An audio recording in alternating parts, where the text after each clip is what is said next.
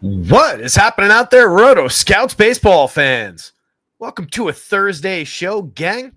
Tiny little 5-game slate. Nothing else going on out there, though. Nothing that the other DFS fans could possibly be paying attention to today.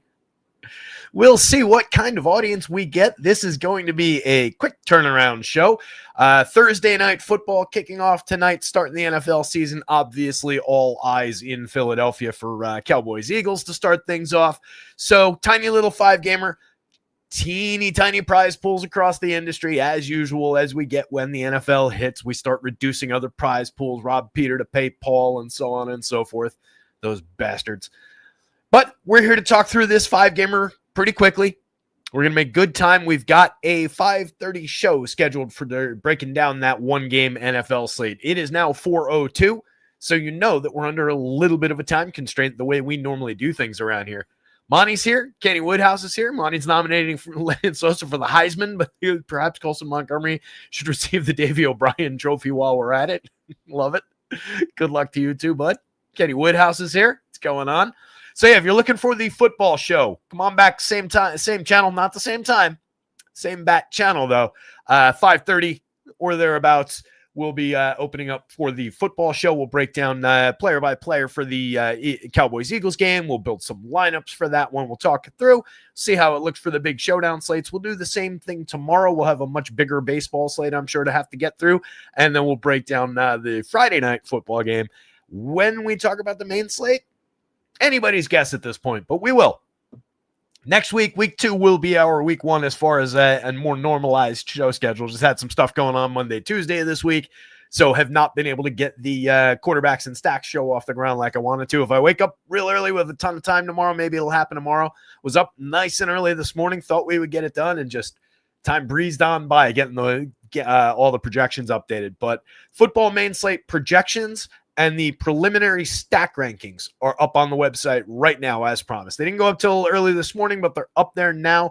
Projections for the the showdown slate tonight are up there. Tomorrow's game is not up yet. That'll replace tonight's game real estate-wise as soon as tonight's game concludes, or probably when it locks. Actually, I'll be sitting here working on it.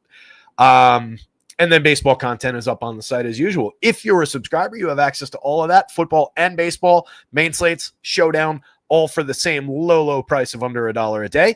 If you're new around here, which out of the 6 of you, probably nobody is, but if you're not currently on a plan, you should be able to use that promo code. So if you are looking to come back for the first time, you took the summer off or whatever, jump in. It's not just like your first month ever. It's just the first month on this new subscription.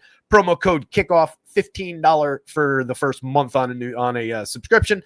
That's 33% off the cost of a usual month. 50 cents a day for baseball and football through the month of September. Promo code kickoff, all in caps. Dodgers, Pirates, 7-run total because it's a ridiculous pitching matchup. It's Blake Snell. It's Paul Skeens. Should be a good one. Obviously, we lean a little bit Snell in terms of just the matchup facing the Pirates is a dream for most pitchers in the league, but Skeens is Skeens and very, very good, keeping the Dodgers down at a 3.65 implied total. Pirates coming in at 3.43, the 2 low points on the entire slate. Pitching in that first game. Second game up is Logan Allen on the bump for the Guardians going up against Ryan Pepiot. A couple of here and there, capable guys. I like Pepiot better between the two. Both guys have found success at the major league level and wouldn't count either out. But again, the more reliable, I think, of the two, the higher end of the two, and the guy with the better opponent, lower Vegas total is Ryan Pepiot going for the Rays. 3.61 implied total for Cleveland. 4.48 for the Rays going up against Logan Allen. They're showing a little power upside. Home run pick of the day comes from the Rays. There is weather in the Tampa area. Roth has it yellow. Saying slow-moving pop-up storms might hang over the ballpark, delay it a little bit. The Dodgers-Pirates game, he's got green and yellow. Seems like it'll be okay, but rain in the area, maybe pregame delay.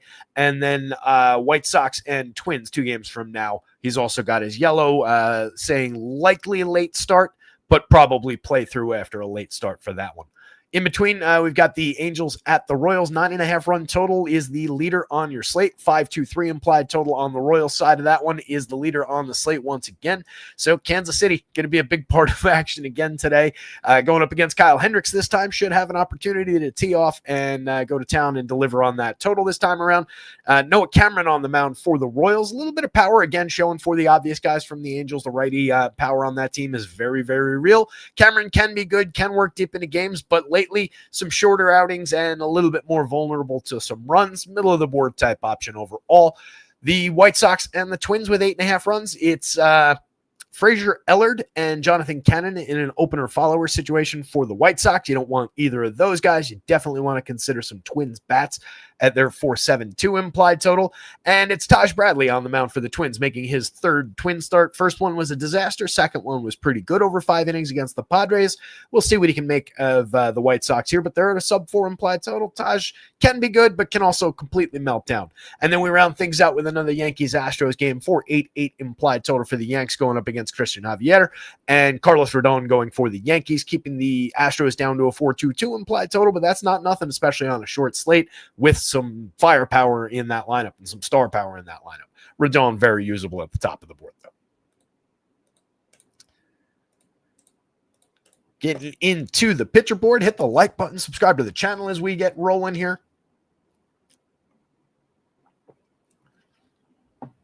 Imagine I could get it done in like 45 minutes and then actually have a little bit of time to sit there and like take a breath before the football show.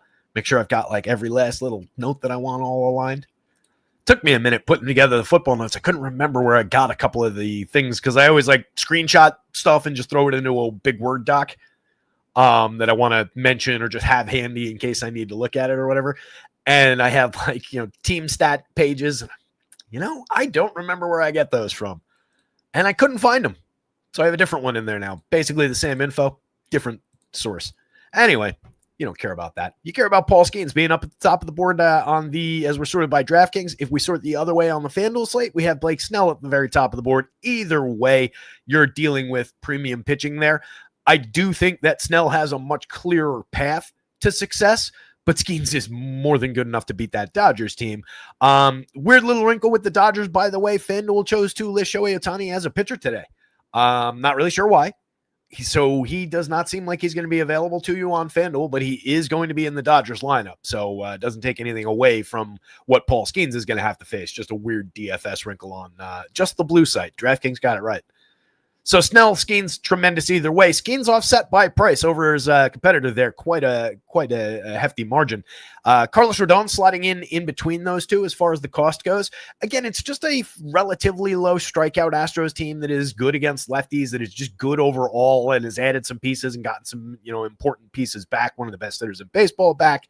So high danger spot for Carlos Rodon, a pitcher that we know very well. We've succeeded with plenty, but we have our healthy skepticism from time to time, I think is a fair way to put it with Rodon. And we'll go into it with that, but extremely usable, projects out near the top of the board with the other two. And then we do have a little bit of a gap. I mean, there's an appreciable talent gap down to Ryan Pepio, Noah Cameron at the next two spots. Pepio drawing nice projections, though, 84, 82, pretty reasonably priced against a very gettable Guardians team.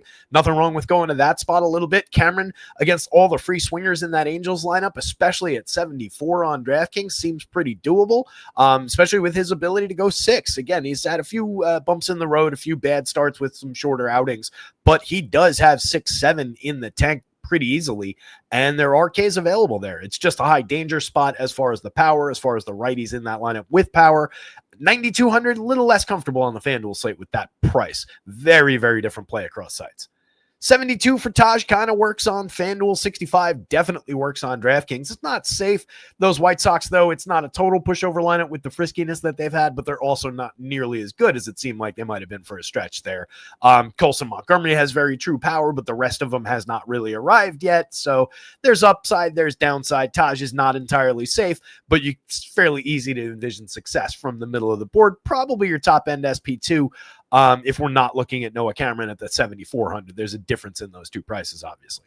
Christian Javier, I don't really trust against the Yankees. He projects out all right. He does come with a little bit of ceiling, especially if he's finding some swing and miss, some Ks in that Yankees lineup, but they're deadly good when they're on, and they have been hitting. So definitely a lot of downside for Christian Javier, but those prices are correct for the danger in that spot.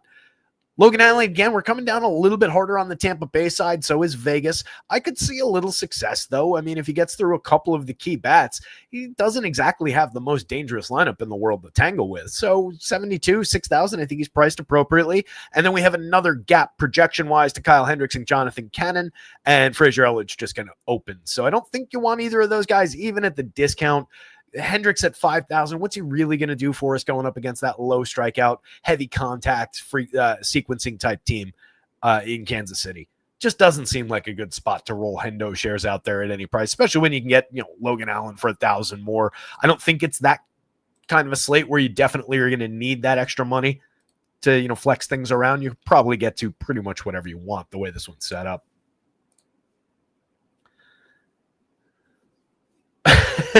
Kenneth Woodhouse saying, just stay on track. You got this. You can make the time frame. Working on it. Downward facing dog and cat pose and repeat movements. Yeah, not a yoga guy. Not the most flexible, in shape person in the world.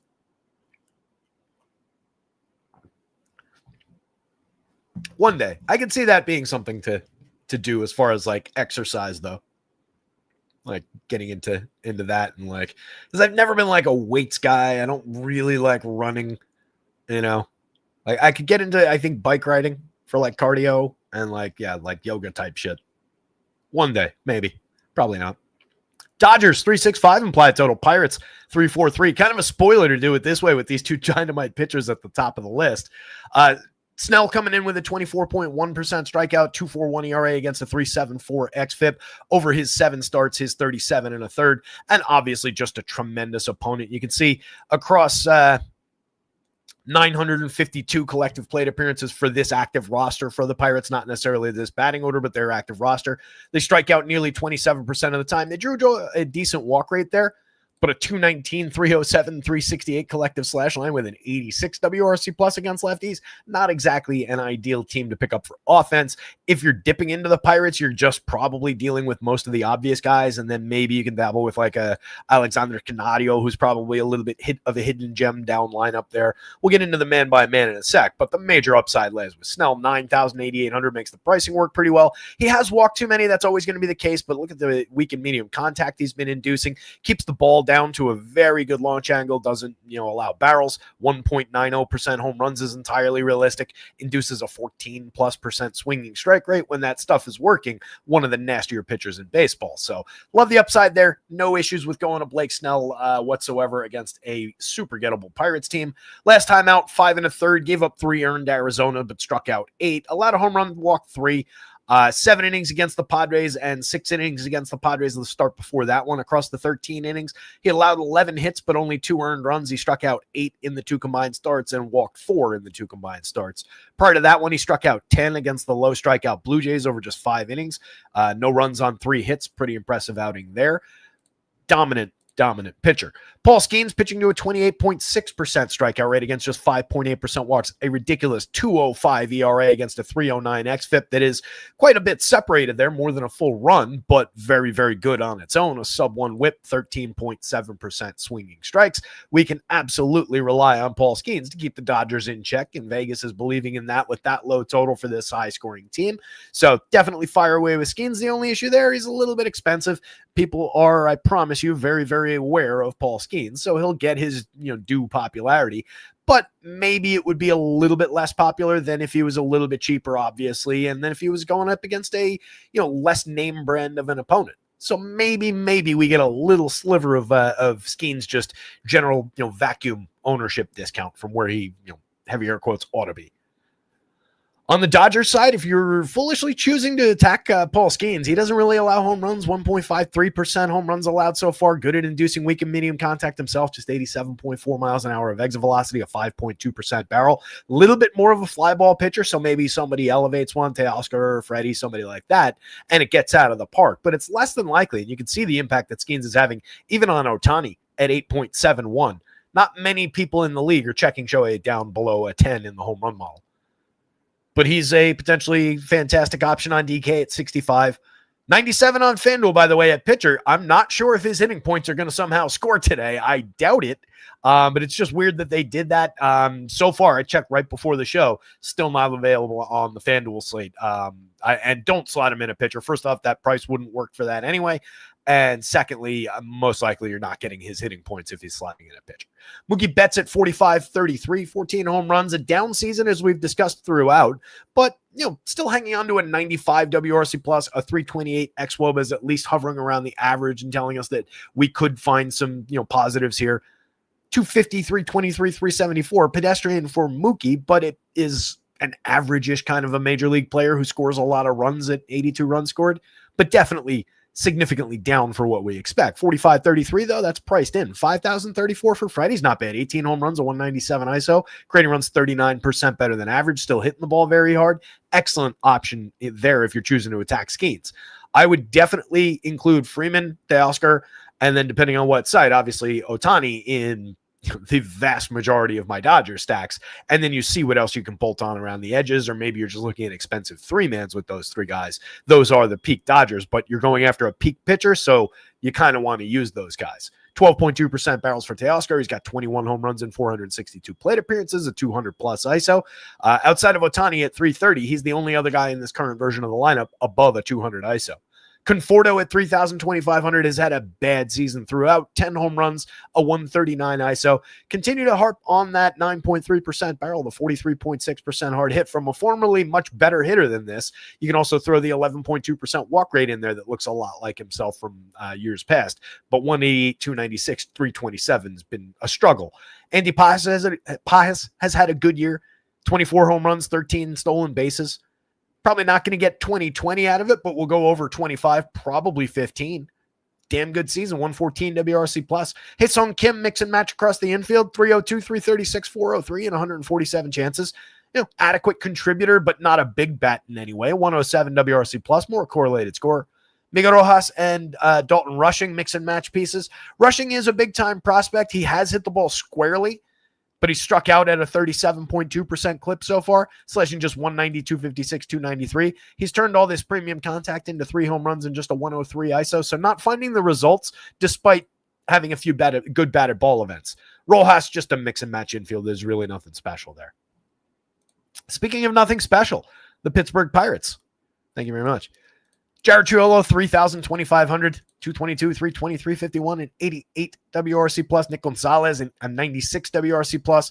You get 15 home runs on the board out of Brian Reynolds in a down year, but just a 166 WRC plus. Has been improved over the last month and change as we've seen. Still barreling the ball at a double-digit rate, 46.4% hard hits. There's things to like over here that look like Brian Reynolds from years past. The strikeouts have gone up by like 5 points, but the walks have stayed about the same.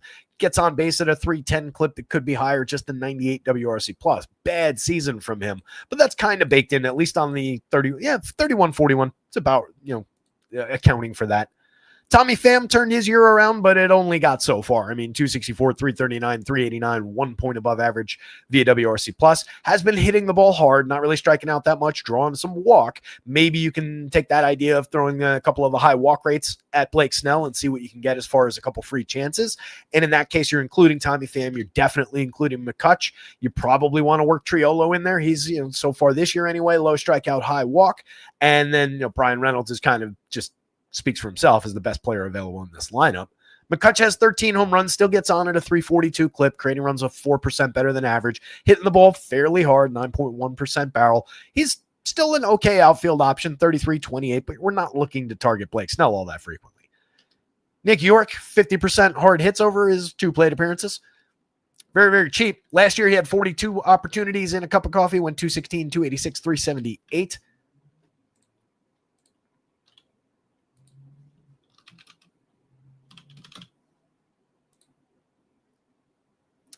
In 440 chances down on the farm this year, 17 stolen bases, a 287, 348, 406 slash line, but just a 120 ISO. So seems much more hit tool speed, correlated scoring oriented. Not bad at 21 on FanDuel at second base, 28 at first or in the outfield. It's not a terrible price. I don't love the positioning there. I would probably plunk him into the outfield if I'm going there on DK. I do think Ganadio is interesting if you're choosing, again, to target Blake Snell. High strikeout and doesn't really draw walks, so you're putting him in with these guys and hoping that they're drawing the walks, getting on base ahead of him. And then he does have some realistic, interesting premium contact. It's only resulted in 5 home runs and a 119 ISO over 202 plate appearances. So be wary that you're probably not coming away with anything for it, but he does hit the ball squarely. 2,600, 2,400 in the outfield, would be a worthwhile investment if you're being forced for some reason to go to the Pirates. Henry Davis and Cam Devaney down lineup, you're not getting much out of them. Davis has 6 home runs and a 118 ISO and 240 chances. Devaney yet to do anything at the plate in 11 plate appearances. Snell, Skeens, Dodgers, Pirates, much more strongly leaning toward the pitching, and then much more strongly leaning toward the Dodgers against Skeens rather than the Pirates against Snell. Pirates would just be a super contrarian option, and you're taking a really bad team to do it with. Maybe they get them on the walks. Guards in the Rays, again, both these guys usable enough. Pepio's the guy I think we've talked up more throughout the season, gotten to more throughout the season, certainly succeeded with more. He's pitched to a 3.70 ERA and a 4.03 xFIP, solid 24.4% strikeout rate, solid but unspectacular. Comes on an 11.6% swinging strike rate. Where he's run into a little bit of trouble is around the premium contact. Right, a lot of barrels, a lot of hard hit, a lot of exit velo. Both of these are over our threshold. That one's closing in on it. 4.09% home runs seems pretty realistic, but a very strong stuff plus rating. I mean, we're talking about 18 points above average by stuff plus. If you just use that as your difference maker, this dude closing in on 16 points below, this guy more than 18 points above. Just go with the guy with the better stuff. 8,400 works on FanDuel, 8,200 works on DraftKings, and he's facing the lower end of the two opponents. There are strikeouts available in this Guardians lineup outside of these two guys, as we've talked about a few times this season. Those remaining guys, that's a 26.6% strikeout rate. So don't be deceived by that number. It's helped a lot by Steven Kwan, Jose Ramirez. You do have to get through those two guys, obviously, but everybody else in this lineup is going to kick strikeouts in Pepio's direction. Logan Allen striking out 18%, walking nearly 10%, 4.42 ERA and a 4.87 xFIP, putting on 1.44 via his whip. Not enough swinging strikes. You can see all the flaws going on with Logan Allen right there on the surface. He has been a little bit better than that. He's limited home runs to just 3.09% on pretty good weak and medium contact numbers. Even with the fly balls, some of these home runs just were happenstance of fly ball trajectory and enough exit velocity to get up to the barrel. So a high barrel rate despite these, but there's some happenstance cooked into that across 25 starts, 134 and a third. Last year in 97 and a third, he had similar strikeout and walk numbers, ugly ERA and xFIP. The year before was better for strikeouts. 3.81 ERA, 4.29 xFIP, 22.2% strikeouts as a rookie, induced a 10.8% swinging strike rate. Was kind of interesting. He's had a few along the way that resemble that guy. He hasn't been completely lost this year. Let's see if we can find them. Start against Colorado on the 29th of July. He went 7. He gave up just 2 earned runs. Only struck out 3. Start before that one, 6 and a third, but he gave up 4 earned runs. That was against Baltimore. Most recent timeout, 6 innings against Seattle, 4 earned runs, 5 strikeouts, 3 walks. One before that was a total disaster. Against Atlanta, I think we might have talked about him as a potentially cheap, sneaky option that day. He gave up 3 runs, but only one of them was earned. He struck out 6, but only got through 4 2/3. Bumpy one there. But a pair of somewhat effective 5-inning starts against Miami and the Mets on the 12th and the 5th of this month prior to that. 2 earned runs against Miami, 1 earned run against the Mets. Both teams scored unearned runs in those games. Struck out 5, but walked 4 against the Marlins. Struck out 6, but walked 4 against the Mets. The walks have been a big issue over his last 5 starts, and it's problematic in general for him. So between the two guys, I'm pretty strongly leaning in Pepio's favor. Allen's just a dart throw at 6,000, 7,200. And you can kind of see that in that 4.48 implied total versus the 3.61 on the other side. Rays lineup does not appear in yet. Nope. If we're considering the Guardians, which you can, absolutely, even they might come up a little bit low owned with people just going to Pepio on a short slate with that low total, maybe scaring people off. If I'm choosing to target Pepio, I want to get a little bit of the power in there, but I'm also looking potentially for either guys that might draw a walk because he does have an 8.6% walk, or guys who aren't just up there flailing. So, it's fairly obvious to say that we want Jose Ramirez in basically anything that we do Guardians, but I think I definitely want Steven Kwan in there as well as a pretty solid table setter. He gets on at a 330 clip. He can give you a home run every now and again. He's hit 10 on the year. A lot of them came in a rush early in the season for situational power. Can steal the occasional base. He's got 14 of them on the season. Just a 99 WRC plus, but interesting enough, just for putting the ball in play with the potential to draw a walk. He's only at 7.7% walks this year against an 8.7% strikeout rate, but he drew nearly 10% walks each of the last 2 years. So I do think that's in there, and we can potentially consider that as a little additional piece of upside for Kwan. I don't dislike Schneemann. He hits the ball pretty hard, 11.8% barrels and 42.1% hard hits this year. 11 home runs, just a 159 ISO across 361 plate appearances that are otherwise completely unremarkable. A 90 WRC plus. There's a little good, but there's a lot of bad in there. He's cheap, affordable across different positions. Ramirez is a superstar by any measure. 26 homers, 36 steals, a 126 WRC plus. He's ridiculous. Cotman Zardo at 4,200, fairly priced. 24 home runs, a 228 ISO. Creating runs 12% better than average. He's been very good. 12.4% barrels to lead the team. 43.8% hard hits. Can also draw a walk. 9.4% walk rate for him. And you've got mid nines on both Schneemann and Jose Ramirez. So you can draw walks up at the top of this lineup.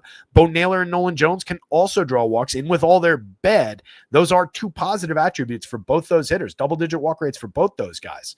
So we're just trying to chase this and then a little bit of juice from the premium contact. I do think we want to consider maybe more than usual some Bo Naylor shares, some Nolan Jones shares. Both those guys hit the ball very hard, 9.8 and 8.9% barrels, much better hard hit rate on Nolan Jones. Not that he's finding that much more consistency, but you can see that somewhat in the 321 xWOBA versus the 304 for Bo Naylor.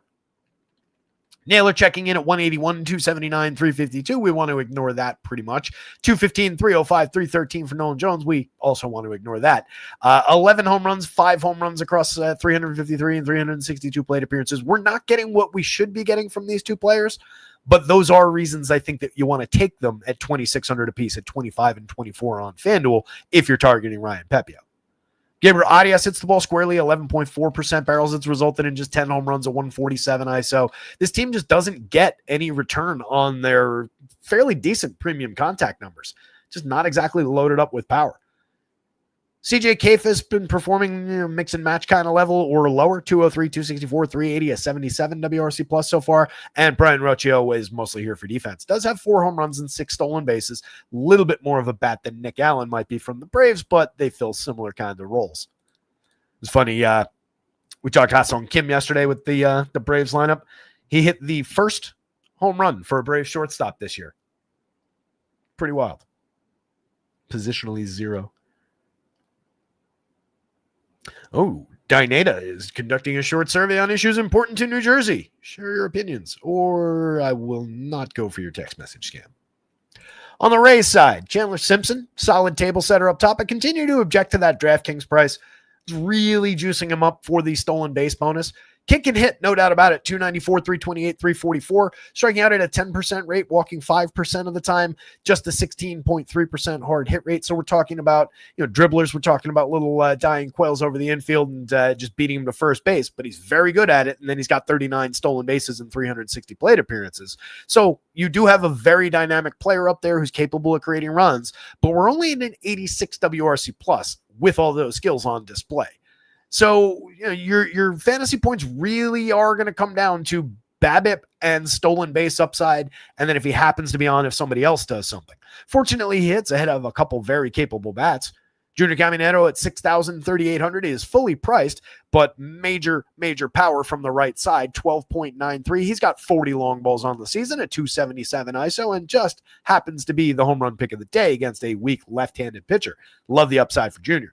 Johnny Diaz at 49.32 has 22 homers, a very solid on base at 353, creates runs 27% better than average, has always been an excellent player for getting hard hit, getting low strikeout, medium high walk rate, and a lot of on base skills out of.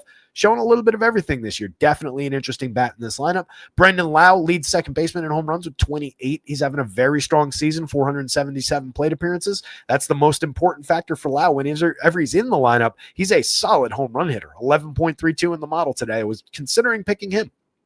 Chris Morel, love the power upside from him. Premium contact galore, 16% barrels, 48.3% hard hits. among the team leaders in both categories.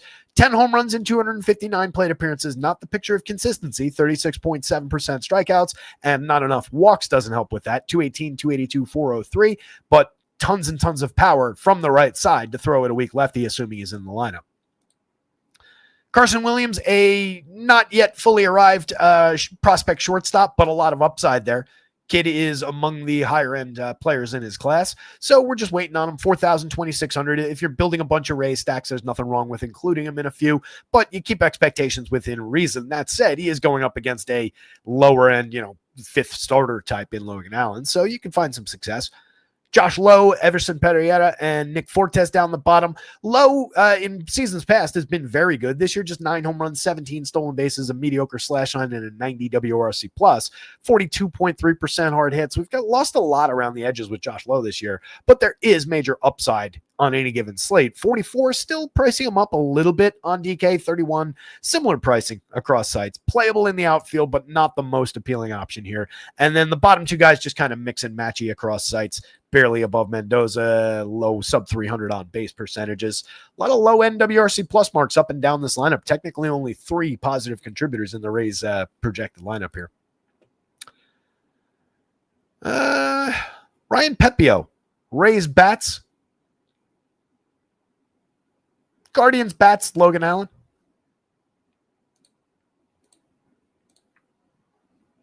Noble RD, what's going on?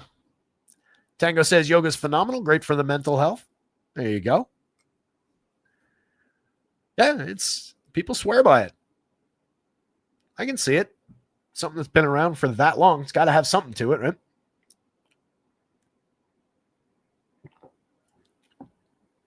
All right, 4:30, 3 games to go.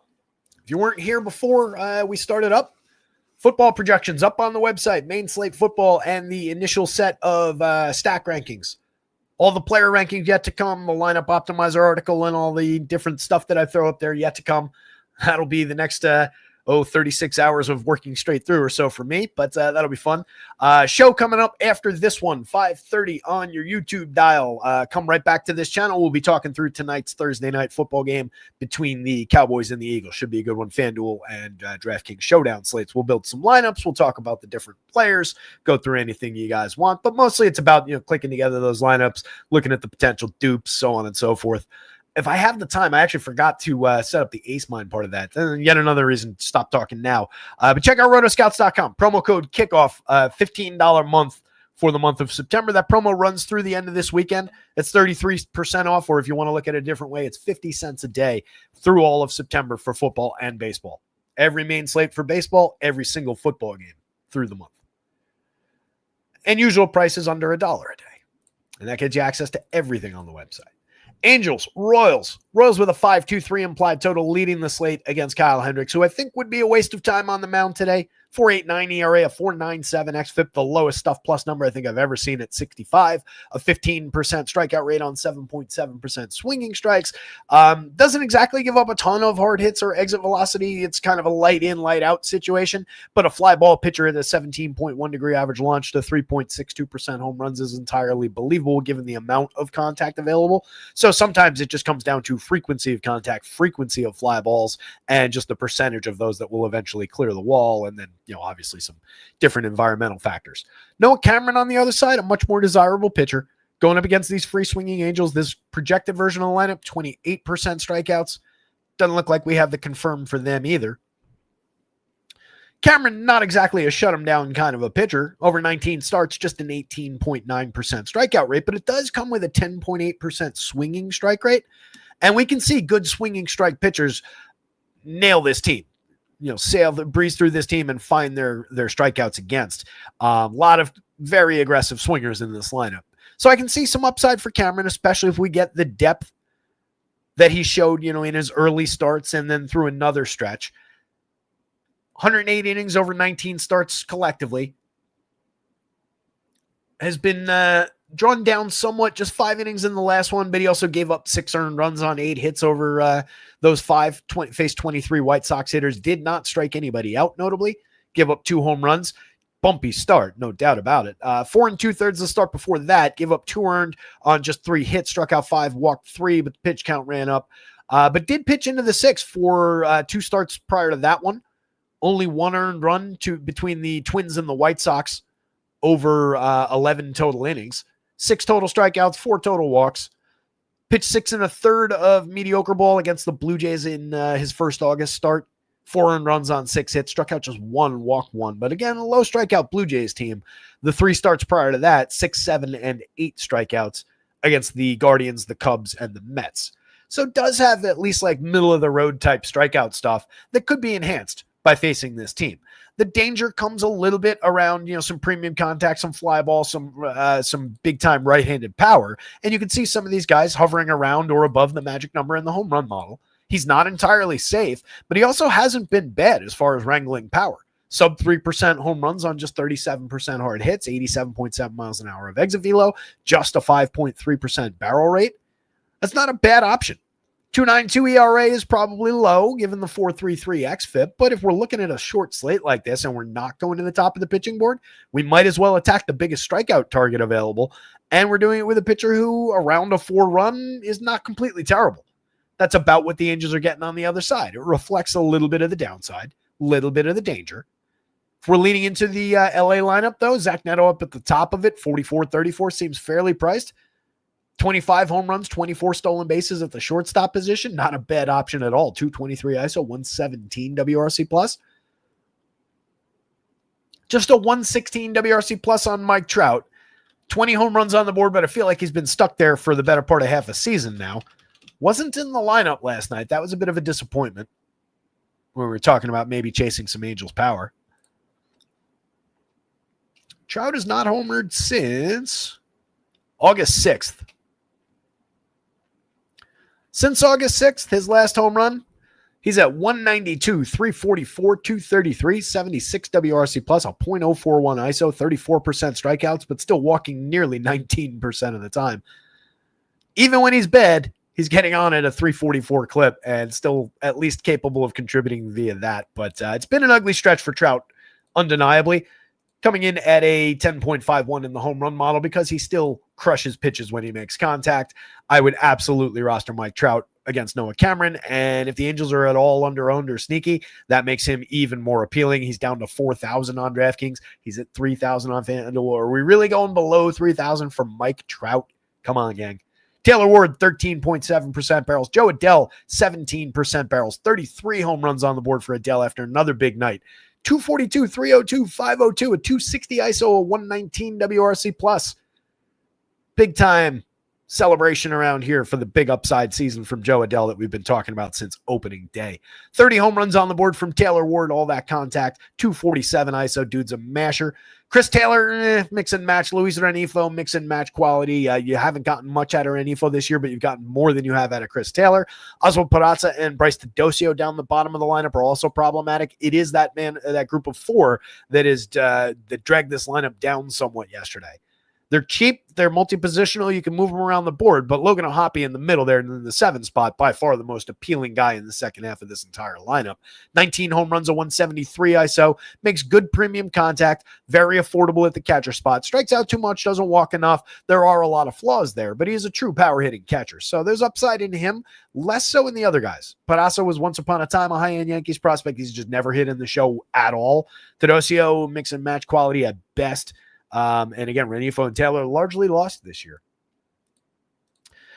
The Royals, we'll see if they can deliver on a 5+ total. 15 home runs on the board for Yaz, a solid 330 on base, makes him a good leadoff hitter, good correlated scoring option. 105 WRC plus, hitting ahead of Bobby Witt, Vinny Pasquantino, Michael Garcia, 3 options that we love around here. Same thing with Sal Perez. It's a very solid stretch of 4 hitters there, and then you can go up, you can go down with some interesting options on this team. But the 4 in the middle, we want in the majority of our Royal stacks, right? That is your heavy air quotes core when you go to this team. Witt at 56.37, very affordable for the numbers he puts up. 295, 353, 501. Creating runs 29% better than average. Hits everything hard. 20 home runs, 34 stolen bases. Then he's up to 28 home runs, a 205 ISO, 110 WRC plus. Excellent source of contact, premium contact, home run power this year. Very, very solid run creator. Michael Garcia, 26% better than average, second on the team via WRC plus this year. Solid 45% hard hit rate against just 13.2% strikeouts. So a lot of well-struck balls in play. Excellent slash line. Very solid production all season long. 23 home runs out of Sal on 15% barrels. A little bit light as far as the pace of the home run output, but he has gotten himself back to a 200 ISO. That is still a premium power bat, and he's priced down for perceptions of a bad year. I don't care that he's hitting 239. I care a little bit that the on base is below 284, or is at 284. There are some problems there, no doubt, but not problems that should have him so cheap, especially not where you have to play catcher, and especially not on a day when they're at a 5+ implied total against a nothing pitcher. That's a major bargain in this lineup. Adam Frazier, Michael Massey, Kyle Isbell, mix and match pieces across the board, and then you get Carter Jensen as a secondary catcher option for the dead min.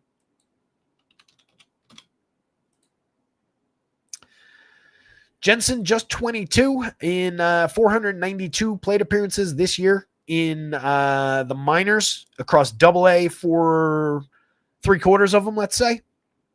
He has 20 combined home runs, 10 stolen bases, slashing 290, 377, 501 with a 136 WRC plus and a 211 ISO. And again, this is a 21-year-old or just turned 22. So this is a real player, or potentially a real player. Last year, 18 home runs, 17 stolen bases, going from A ball to AA going from high A to AA as a 20-year-old. Most of that at high A. Again, about a 3/4, 1/4 split. Did dip a little bit on his initial promotion to AA, but that didn't happen this year when they moved him from AA to AAA. 184 plate appearances in AAA as a 21-year-old catcher. 14 of those 20 home runs came in that sample. 288, 404, 647 with a 359 ISO. He absolutely destroyed when they promoted him to AAA. You have to skip Sal for him, which sucks, but that's a really interesting min-priced option to help with getting to Royals here. And if you used him, and then let's say we are skipping Sal, we'll take 3 out of our 4 from the core there. And then my initial instinct would be to go there to Yastrzemski, and you're getting just 4,020 a piece, so technically 41 a piece with some money saved. But if you wanted to go here, so Michael Massey for just 21, you're buying a little direct correlation there. They're not disconnected from that group of hitters. You're filling out second base for just 2,100. Michael Massey hasn't been good at all this year. 223, 239, 282, just a 37 WRC plus. Hit the ball squarely a little bit the last 2 years, 7+% barrels. This is nothing special, but when it comes on frequent contact, given that he doesn't really strike out, doesn't really walk all that much, the barrels do become a little bit important. They create significant batted ball events. It didn't result in a ton last year, but over 356 plate appearances, the guy hit 259, 294, 449. He created runs 2% better than average, had a 190 ISO, and hit 14 home runs. So he's not completely inept up there. And at this cheap of a price, that makes him probably a better click if you're doing this than Yaz up there. You go these 3 and those 2, and we're at 3,700 a man. And now we're taking a different path than probably everybody out there that's building these 5-man Royal stacks. We're getting to the 3 best players still on the team. And we're getting to 2 quality options that are dramatically down price. Again, 37 apiece for the 5-man from the leading team on the day in terms of the implied total anyway. I think the 3rd on the stacks board. Interesting options for building. And then Frazier's playable. Isbell's playable. But these 2 become interesting here. Less so on FanDuel just because we're only getting 4. So you're getting 3 of these guys and then, whichever. You could, of course, get Sal and the other catcher in on FanDuel. Royals bats. Noah Cameron because we need him. Short slate. Angels bats. Don't play Kyle Hendricks.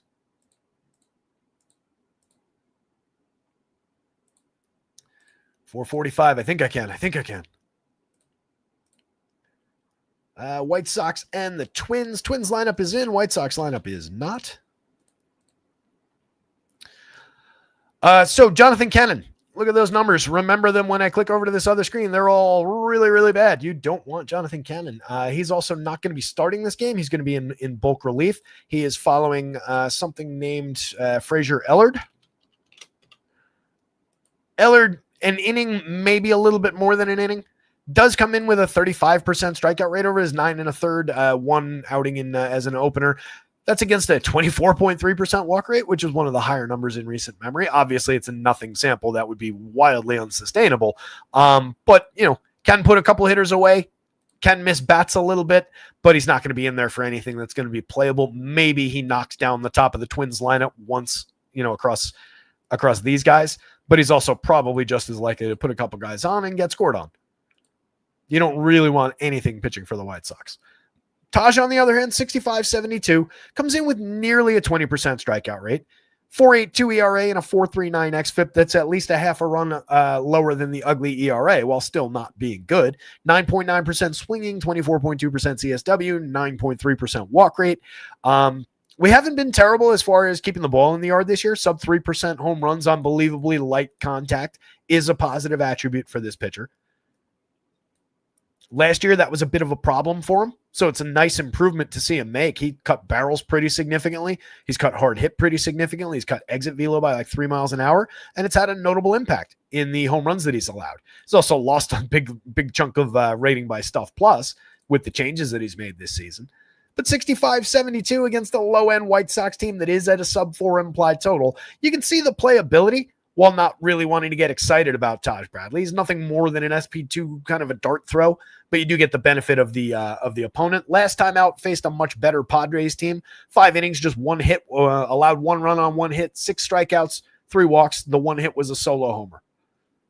Start before that against these White Sox, 5 innings, he allowed 7 earned runs on 9 hits, struck out 1, walked 1, gave up a home run. As a tiebreaker, the start before that one against, again, these White Sox, while pitching for Tampa, an inning and 2/3, gave up 4 earned runs on 4 hits, struck out none, and walked 3, and gave up a home run. Prior to that, a pair of solid 6-inning starts against AL East opponents. Pretty good 5 2/3, one where he gave up 3 earned runs on 6 hits, but struck out 5 against the Twins, his current team. So there's some good, there's some bad as you go through the log. It equates to those numbers, which are a mix of good and bad. But he's cheap enough to throw the darts, and he's got a low-end enough opponent on this kind of a slate to throw the darts. That said, he is bad enough and low-end enough and exploitable enough that you can bring some White Sox back in other lineups against, and probably should. If you're building more than one lineup and you've got Taj Bradley in one of them, you probably want White Sox in one of the others as a little bit of a hedge.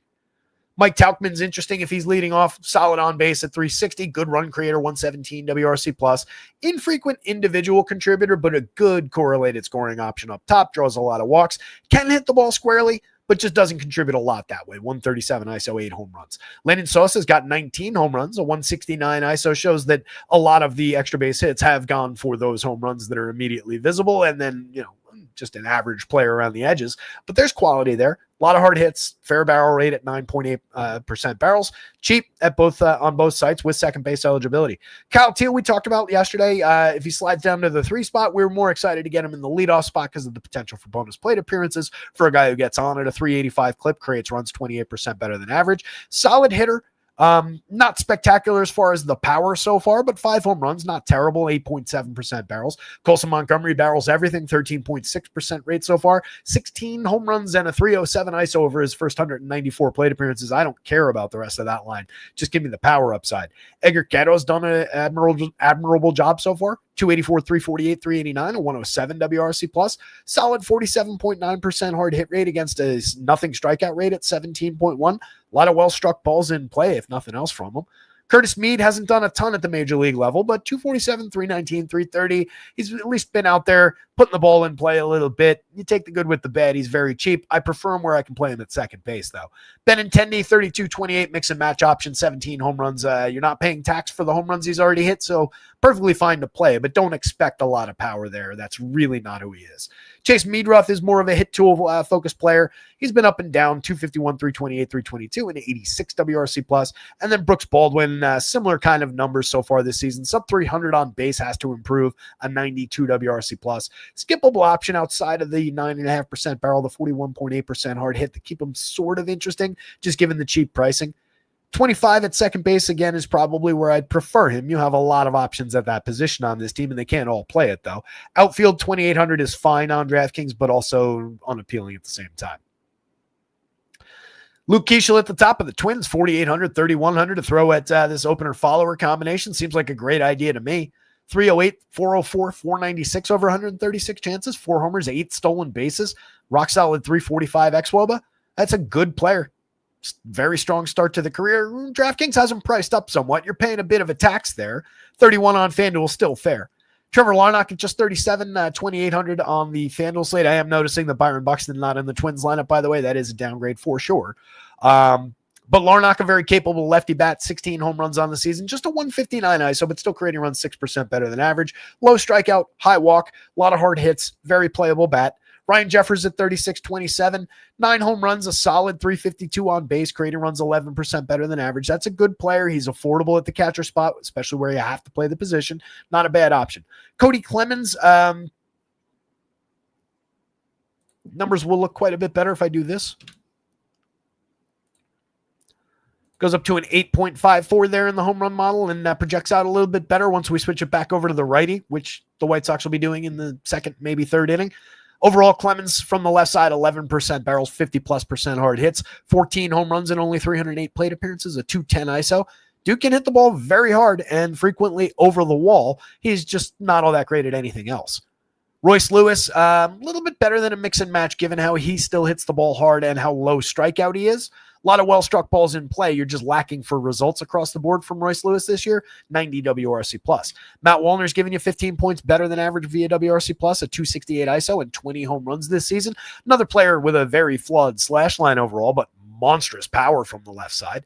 Austin Martin, a mix and match quality option, 90 pretty decent plate appearances, getting on base at a pretty solid clip. James Outman hitting, squaring the ball up pretty decently, 10.6% barrels. It's only resulted in 2 home runs and a 134 ISO over 92 plate appearances. Just really hasn't had time to find his footing again, but was very good 2 years ago for the Dodgers. And then Ryan Fitz at the bottom of the lineup, just a mix and match caliber option. Twins bats, even without Byron Buxton. Taj Bradley for cheap, but not all that appealing, just cheap.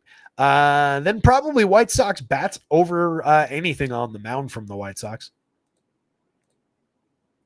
And we close it out with the Yankees and the Astros. Yankees lineup just landed. Nice timing, boys.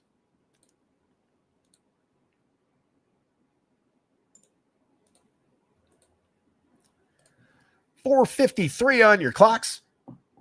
5:30 start time for the NFL Showdown breakdown. That'll be coming up right after this. Stick around the channel. It's not going to be on the same feed here. You're going to have to go back out, open up the feed for that one. Got to get those separate views, those separate thumbs ups, feed the algorithm a little bit. But make sure you're coming on back for that. We're going to take a look through the different player options and any values and talk about a little bit of strategy. And then we'll look at some lineup builds to see what we can do with that. But first, Yankees, 488 implied total. Astros on the other side, a respectable 422. They've got a lot of premium bats in that lineup, at least through the top 6 spots. I like all 6 of those guys and would play in a variety of DFS combinations, and they are not expensive to throw at Carlos Rodon here.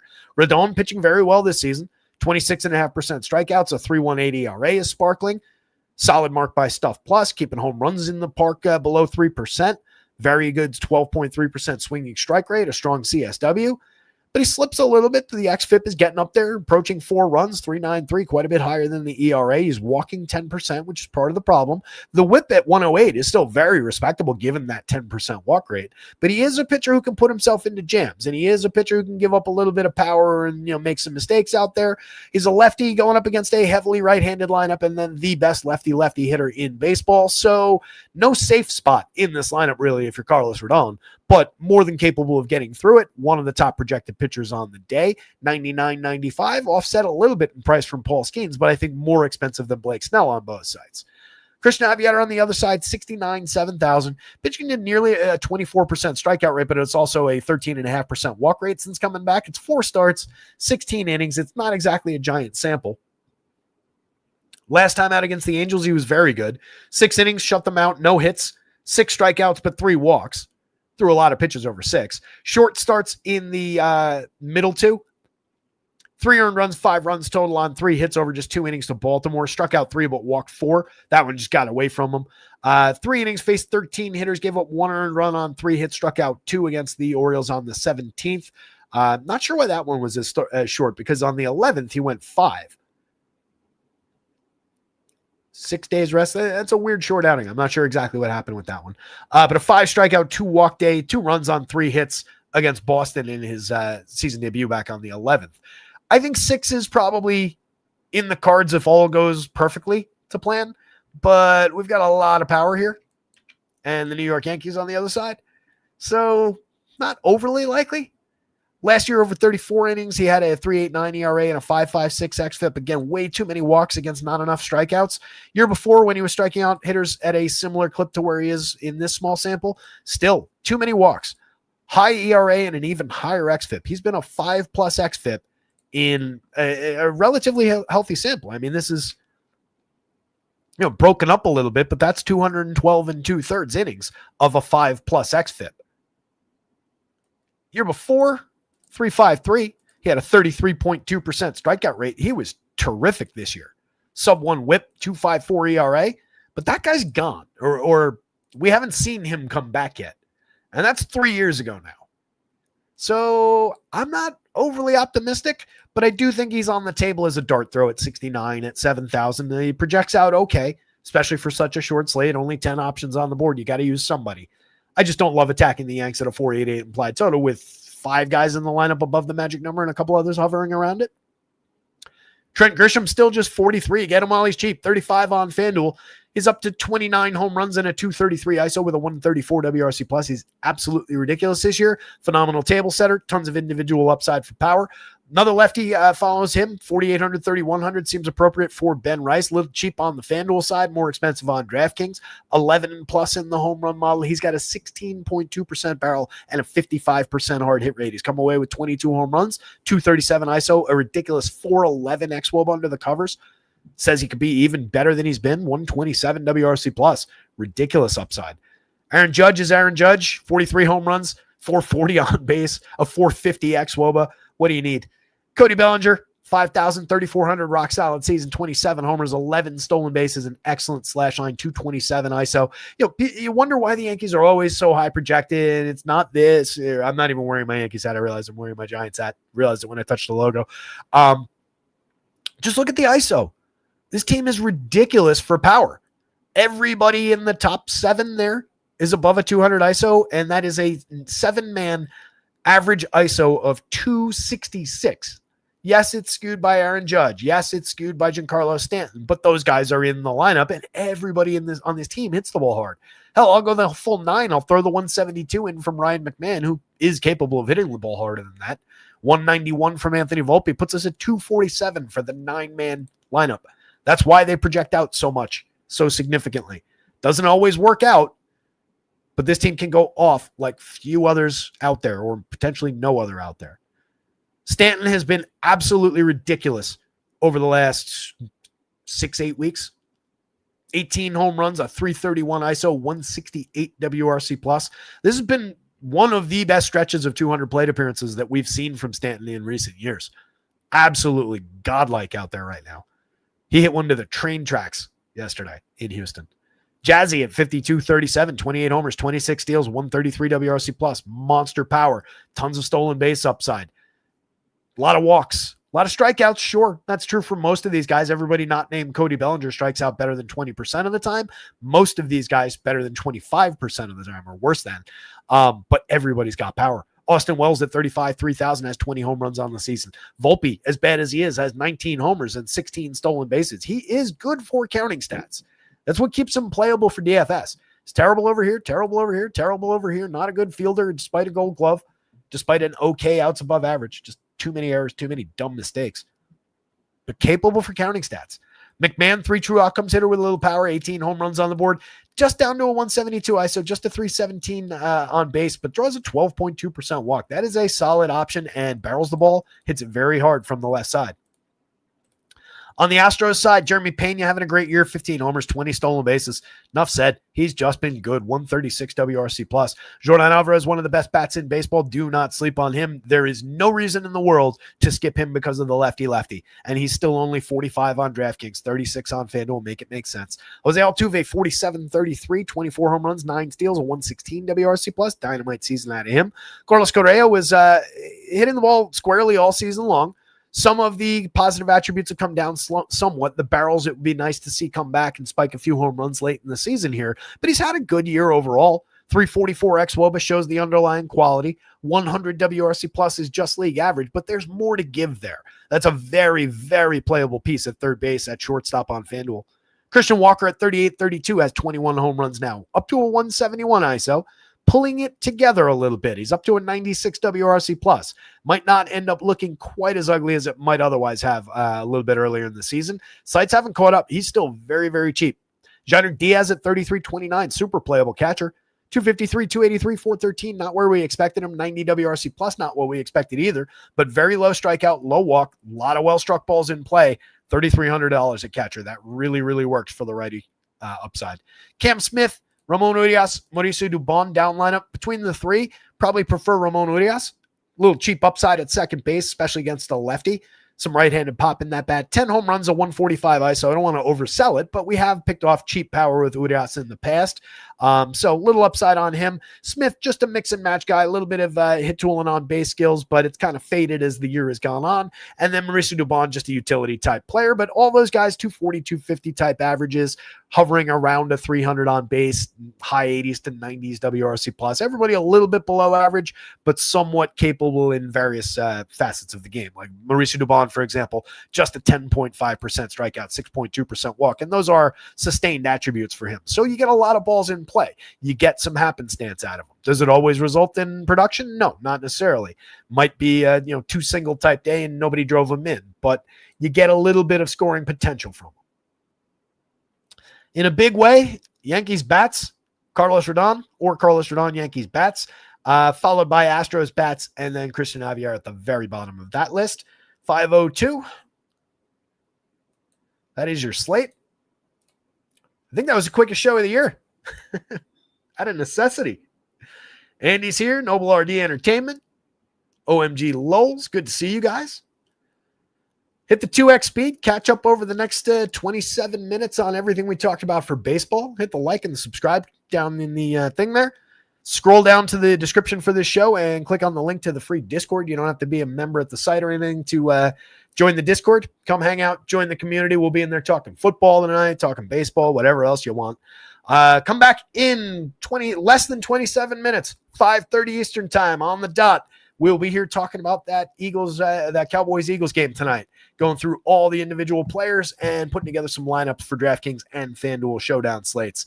So check that out, and we'll be back to talk that through in just a little bit. There's your pitching board one last time. 2 obvious options in Skeens and Snell up at the top going against each other. Either one of those guys, tremendous. Snell gets the edge in matchup. Skeens obviously facing the Dodgers. A little bit of a ding, but tremendous. Rodon, if you don't want either one of those guys, your next man up. And then your playable through the middle is Pepio, Cameron, Bradley, Javier. And then wild card option would be Logan Allen. The other 3, it's an opener follower and Kyle Hendricks. Kind of speaks for itself, not really playable. Home run pick of the day was Junior Caminero. It's up on the website. If you missed anything, check it out at rotoscouts.com. Promo code KICKOFF gets you a $15 month on the first month of a subscription. 33% off the regular price, which is under $1 a day. That puts you at 50 cents a day for baseball and football through the month of September. Promo code KICKOFF. That's from now through the end of this Sunday. I will see you guys in a little bit. 5:30 for the football slate.